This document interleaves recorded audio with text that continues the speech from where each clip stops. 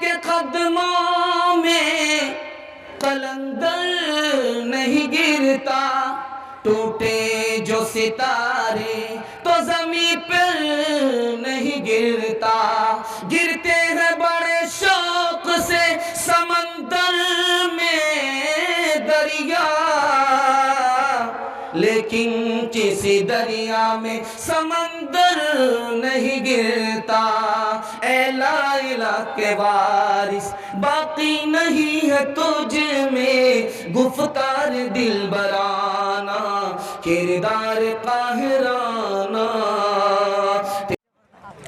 دھیان دیجیے گا، بڑی تیزی کے ساتھ بہت خوبصورت مطالعہ نکل گیا۔ یہ رمضان انشاءاللہ روزہ رکھیں گے، ہاتھ اٹھا دیجیے انشاءاللہ۔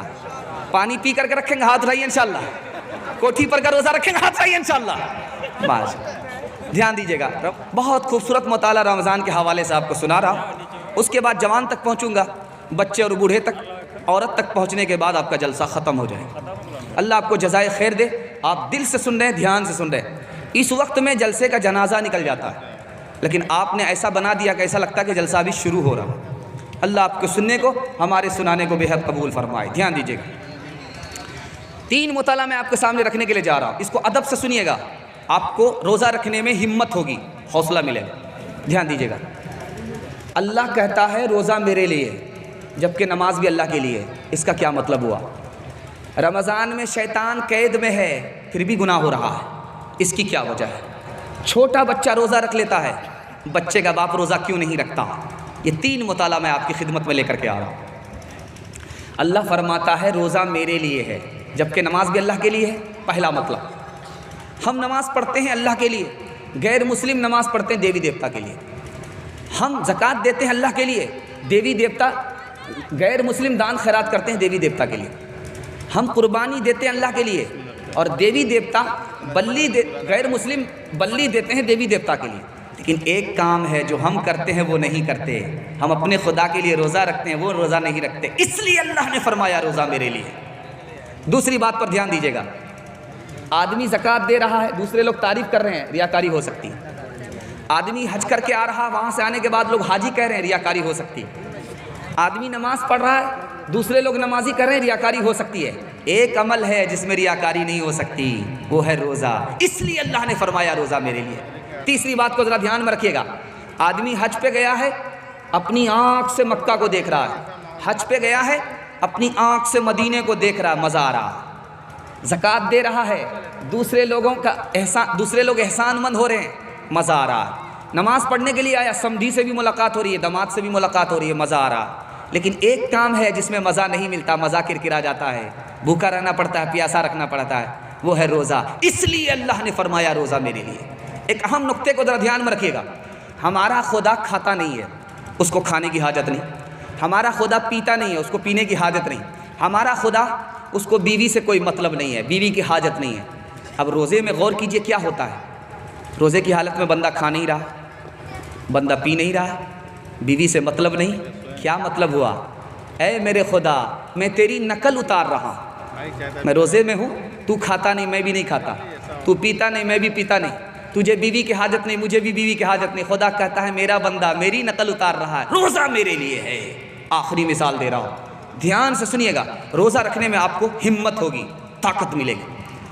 جب بندہ نماز پڑھ کر کے خدا کے پاس جائے گا تو اس کا بدلہ فرشتے کے ہاتھ سے ملے گا۔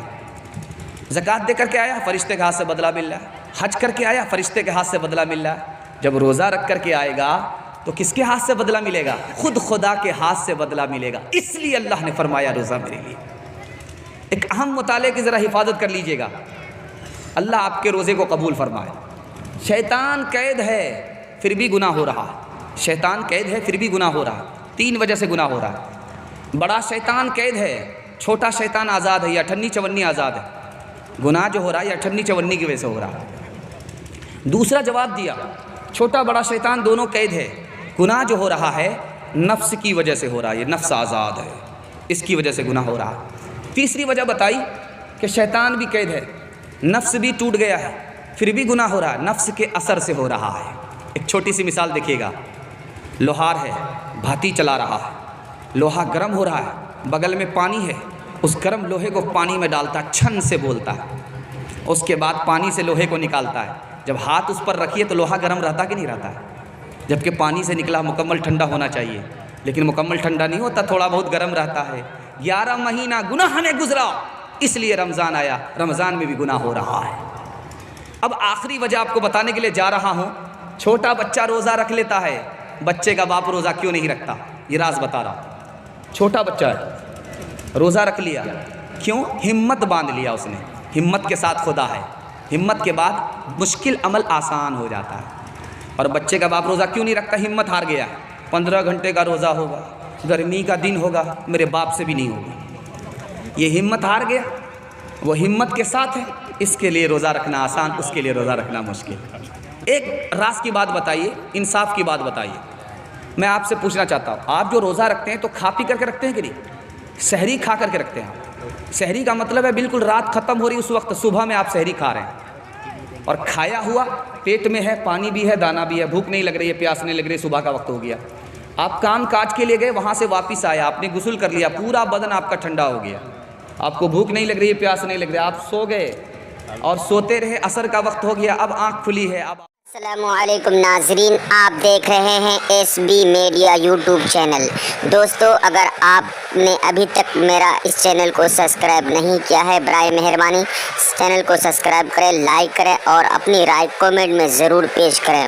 تو ہمیں بتائیں کہ آپ کو میرا یہ ویڈیو کیسا لگا. اگر پسند آ جائے تو چینل کو سبسکرائب کر کے میرا حوصلہ افزائی فرمائیں. ملتے ہیں اگلے ویڈیو میں. خدا حافظ. کو پیاس لگ رہی ہے، بھوک لگ رہی ہے، کتنی دیر کا روزہ ہے؟ تھوڑی دیر کا روزہ ہے. ہمت کیجئے، روزہ رکھنا آسان ہے. آخری وجہ بتا رہا ہوں، دھیان سے سنیے گا، یہ تجربے کی بات ہے. جب شعبان کا مہینہ ختم ہو جائے گا، رمضان شروع ہونے والا ہوگا، تو ہمت چوروں کو دیکھیے گا، ایک ایک پوٹری دوائی رکھ لیتے، ایک ایک پوٹری. اب اگر سمدھی آئے، دیکھیے نا، اس کی وجہ سے روزہ نہیں رکھتے. داماد آیا، دیکھیے نا، اس کی وجہ سے روزہ نہیں رکھتے. یہ بہانہ سب سے چلے گا، خدا سے نہیں چلے گا.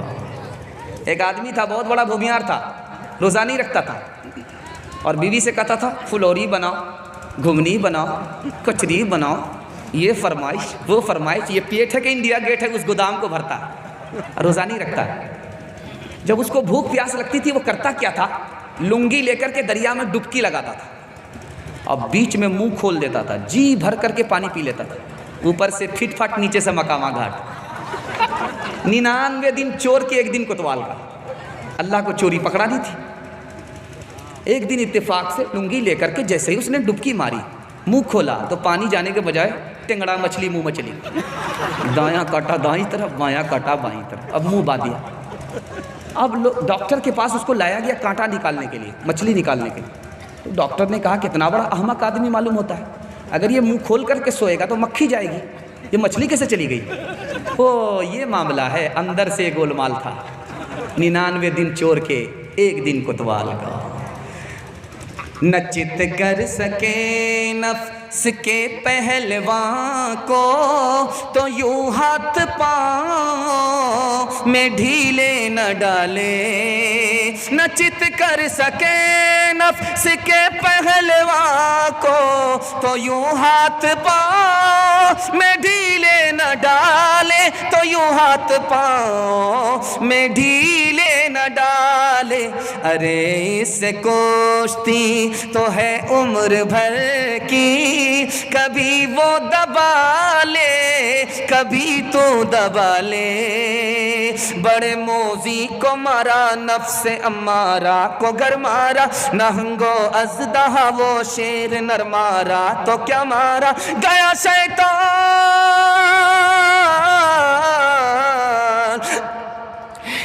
شیطان مارا ایک سجدے کے نہ کرنے میں.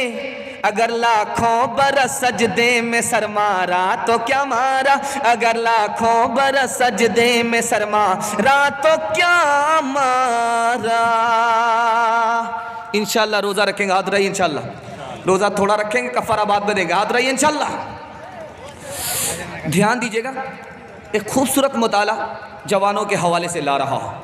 آپ لوگ سننے کے لیے تیار ہیں؟ دونوں ہاتھ اٹھائیے انشاءاللہ. بوڑھے لوگ غلطی سے ہاتھ مت اٹھائیے گا، آپ لوگ یہاں جوان ہونے والے نہیں ہیں دوبارہ.